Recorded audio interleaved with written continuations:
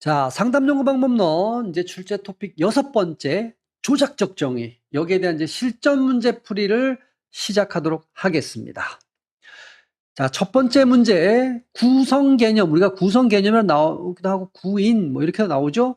조작적 정의에 관한 설명으로 옳지 않은 겁니다. 어쨌든 조작적 정의.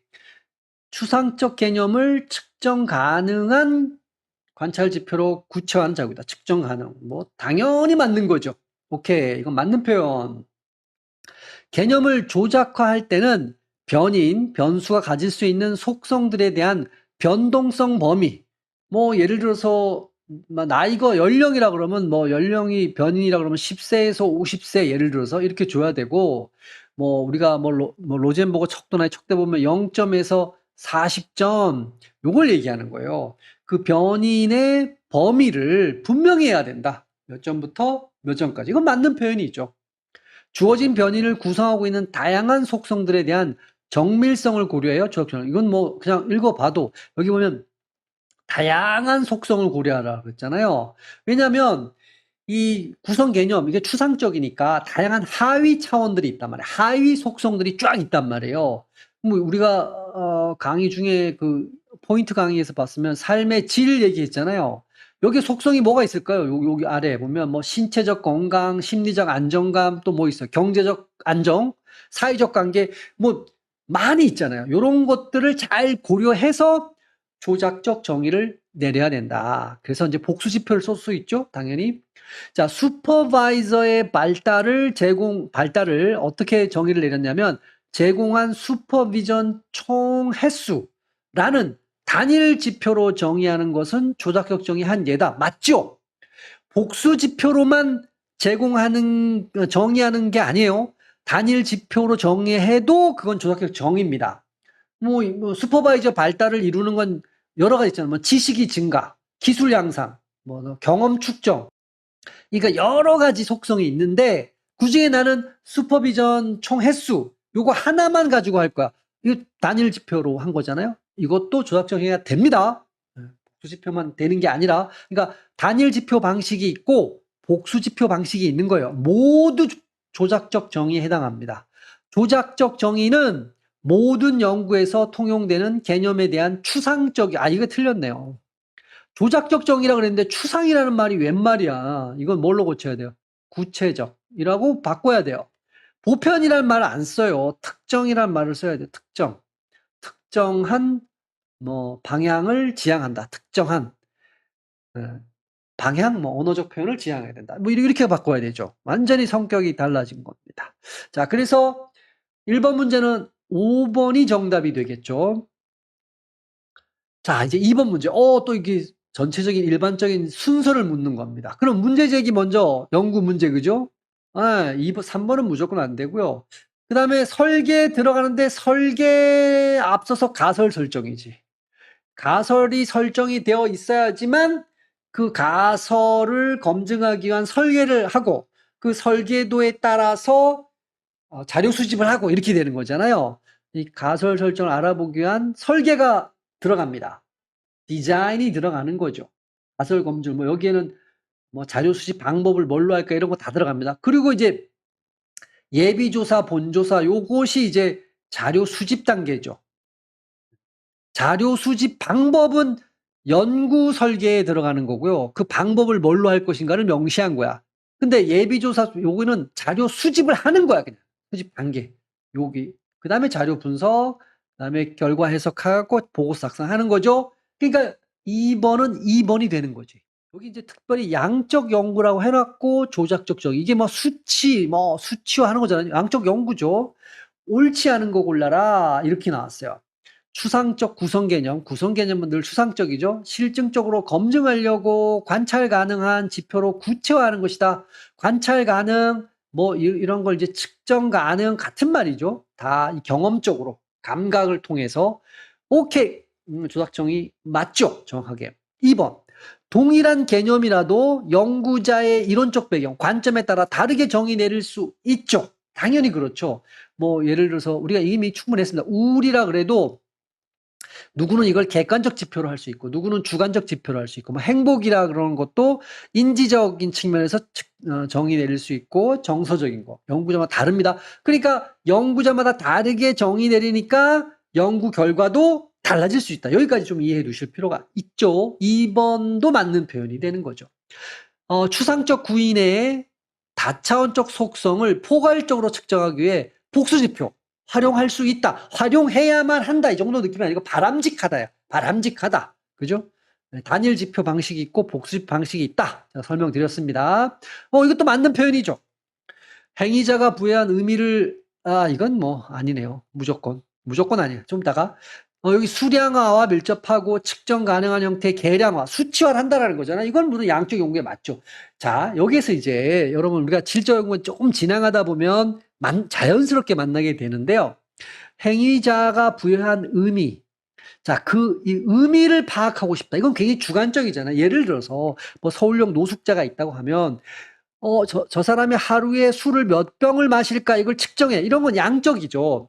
근데 그 사람한테 물어보는 거야. 당신이 술을 왜 마십니까? 도대체. 그 속사정을 물어보는 거잖아요. 아주 굉장히 주관적인 어떤 의미, 가치, 이런 것들이란 말이에요.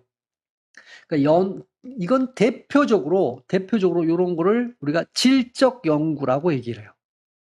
자, 이제 패러다임 들어가서 우리가 이제 토픽 9쯤에 있을 것 같은데요. 이 연구의 패러다임, 양대 패러다임을 볼 거예요. 양적 연구, 양적 패러다임과 질적 패러다임 볼 건데, 그때 이제 이런 얘기들이 쭉쭉쭉 나옵니다. 네, 그러니까 첫 번째 의미자 요런 것 때문에. 그러니까 이 질적 연구의 가장 본질은 연구 대상자가 있을 거아요. 아까 전에 말씀드린 그 서울역 노숙자 이런 거죠. 그 연구 대상자가 스스로 그 술 먹는 행위에 부여하는 어떤 주관적 의미 있잖아요. 그거를 연구자가 이해하고 싶은 거야. 왜 술을 저렇게 마실까? 네, 그 의미를 이해하고 그런 느낌이에요. 질적 연구라는 게. 자, 그러면 여러분 이제 여긴 납득이 되셨을 거고 3번은 이제 4번을 가보죠. 연구 변이를 조작적으로 정의하는 이유. 우리가 요거를 이제 거기서 필요성 뭐 이런 거에서 배웠잖아요. 뭐 기여도 그 얘기하는 거예요. 노트에서. 첫 번째가 일관성을 유지한다. 여러 명이 가도 정확하게 정의가 되어 있으니까 누구나 똑같이 정의를 내리잖아요. 측정 기준이 똑같고 방법도 똑같고 그러니까 일관성이 있어. 그러니까 이런 건 이제 신뢰도를 높일 수가 있지. 일관성이 있으니까. 똑같아. 누가 측정해도 똑같은 결과가 나와. 연구적 상세히 공개하는 후속 연구, 반복 연구, 레플리케이션이죠. 이거는 이제 반복 연구, 동일한 절차로 딱 연구를 할 수 있으니까 연구 반복이 가능하다. 그러니까 이건 이제 연구의 재현성이 높아진다라는 거죠. 재현성을 높이기 위해. 그것도 맞죠? 추상적 구인을 실제 관찰과 계량화가 가능한 지표로 바꿔 타당한 도구를 만들기. 이것도 맞는 거죠. 연구의 타당성과 관련되어 있는 거죠. 이렇게 돼버리면, 그러니까 간단하면 타당한 도구를 만든다는 건, 거기에 맞는 그 설문지라든가 관찰 기록지라든가 이런 거를 정확하게 실제로 측정 가능하게 만들어준다. 조작적으로 저희가 잘 되어져 있어야지만 설문지를 거기에 맞게 정확하게 만들 수 있다. 이런 느낌이에요. 연구에 사용된 핵심 용어의 의미를 공유하여 의사소통을 잘하기 위해서. 똑같은 용어잖아요. 어차피 거기에 쓰는 공통의 언어란 말이에요. 공통의 기준점. 그러니까 뭐 해석이나 이런 거에서 이론의 여지가 없는가? 다 똑같아. 그럼 1, 2, 3, 4번이 뭐 이유나 필요성으로는 다 맞네요. 요거죠. 일반 대중이 전문 용어를 쉽게 이해할 수 친절하게 풀어 설명하기 위해서 조작적으로 정의 내리는데 말도 안 되죠? 5번이 틀렸습니다. 조작적으로 정의를 내리면 어려워. 그죠? 그러니까 대중들한테는 낯설어. 네. 쿠퍼 스미스, 로젠버그 뭐 이런 말 어디서 들어봤을 거야? PSS에 어디서 들어봤을 거야? 그쪽 전문 분야 공부하지 않으면. 그러니까 완전 말이 안 되는 거죠. 그러니까 4번에는 5번이 되는 겁니다. 자, 이제 5번 문제로 넘어가야겠죠. 자, 5번 문제입니다. 연구 문제까지 포함하네요. 조작적 정의의 관계네요. 옳은 것. 그럼 우리는 여기다 좀 해보죠. 연구 문제가 있고, 우리가 이제 개념적 정의를 내리고, 어쨌든 조작적 정의로 이렇게 넘어오는 거죠. 이렇게, 그죠? 자, 조작적 정의가 명확할수록 연구 문제가 낮아진다가 아니라 높아진다라고 얘기해야 되죠. 높아진다. 조작 정의를 명확하게 하면 우리가 이걸 검증을 정확하게 할 수 있잖아요. 그죠? 변이를 정확하게 측정할 수가 있게 되잖아요. 그러면 연구 문제, 즉 검증 가능성이 높아지는 거지. 해결 가능성이 낮아지는 게 아니라 높아지는 거고요. 조작적 정의는 연구 문제를, 아이고 이거는 뭐 이거 틀렸네요. 추상적 포괄절이 아니죠. 구체적, 조작적 정의니까, 또는 뭐 특정하게 이렇게 쓰면 되겠네요. 특정하게 만드는 역할을 한다. 이런 맞죠. 포괄, 추상, 보편 이런 말씀은 안 돼요. 연구 문제 설정 단계에서는 조작적 정의가 전혀, 이게 조금 어렵다. 이건 어쨌든 결론은 이건 틀린 건데, 여러분 이제 여기서 제가 적어놨으니까 요게 이제 단순하게 1번에서 요렇게 갔다가 요렇게 온다고 하잖아요. 그럼 조작적 정의가 여기 있는데, 여기 연구 문제 첫 번째 단계, 요 단계에서는 전혀 고려하지 않는다. 뭐가 틀렸을 것 같아요? 전혀 요게 고려합니다. 그러니까 이걸 뭐냐면 제가 요걸 조금 정확하게 바꾸면 조작적 정의를 예비적 고려가 정의에 대한 예비적 고려가 이루어진다. 이게 정확한 정답이에요. 연구 문제 설정 단계에서는 조작적 정의에 대한 예비적 예비적 고려라는 건 뭐 조금 풀면은 어떤 문제를 어떻게 다룰지를, 그러니까 다룬다, 취급한다, 측정한다 이런 거예요.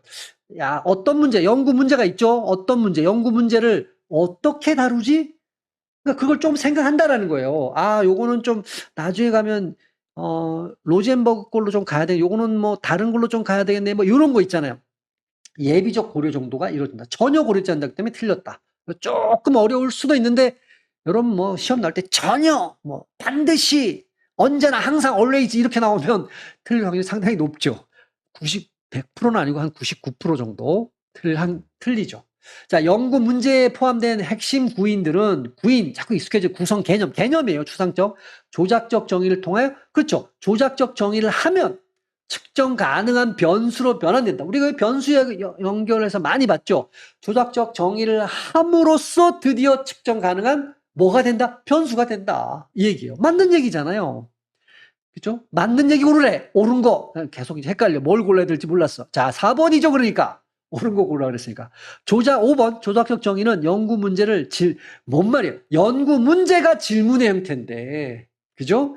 조작적 정의는 연구 문제를, 여기다가 이제 뭐, 요거 틀렸고, 문제를, 연구 문제가 아니고, 정의는 구인을 측정 가능한 뭘로 할까요?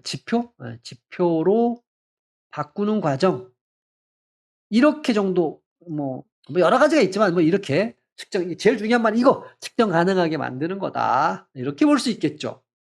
자, 이제 이러면 5번 문제가 4번이죠. 4번. 답은 나왔고요. 자, 이제 6번 문제 한번 가보죠. 6번 문제는 조작적 정의에 대해서 옳지 않은 겁니다. 이번에.